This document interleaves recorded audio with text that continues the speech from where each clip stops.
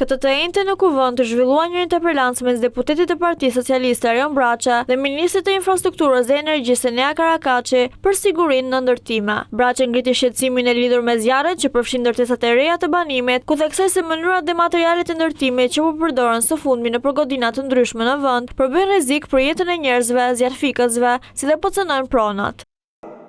Mos funksionimi i detyrimit ligjor për të siguruar çdo njësi në momentin e shitjes, edhe nga defekte në ndërtim, siç ky që është i dukshëm, me pasoja kaq të rënda e të përsëritura. Ndërkohë, unë isha 2 ditë më parë në atë kompleks, nisur edhe nga rënja në dieni të një peticioni të tyre drejtuar hierarkëve të shtetit, heshtjes ndaj kërkesave të tyre. Unë e çmoj shumë prezencën tek ta të zëvendës kryeministrës 2 ditë pas zjarrit. Angazhimin e saj për të qëndruar pranë atyre banorëve, quhet njerëzillok ky dhe më vjen shumë mirë që dikush e ka.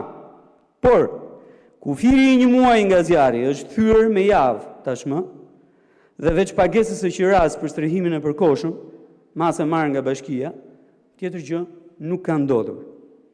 Në objekt as pastrimi nuk është bërë, dhe kjo është krejt tjetër nga angazhimi për të rikthyer sa më shpejt normalitetin në njësitë e banimit, kthimin e gjithë kompleksit në kushtet e sigurisë optimale për të jetuar në të.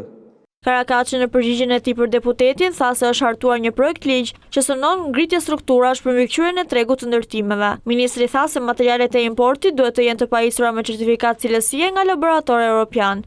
Dhe Ministria e Infrastrukturës dhe Energjisë e ka marrë seriozisht këtë angazhim dhe në bashkëpunim me institucionet përgjegjëse ka hartuar tashmë projekt ligjin për tregtimin e produkteve të ndërtimit, i cili synon për afrimin me rregulloren e Bashkimit Evropian të vitit 2024.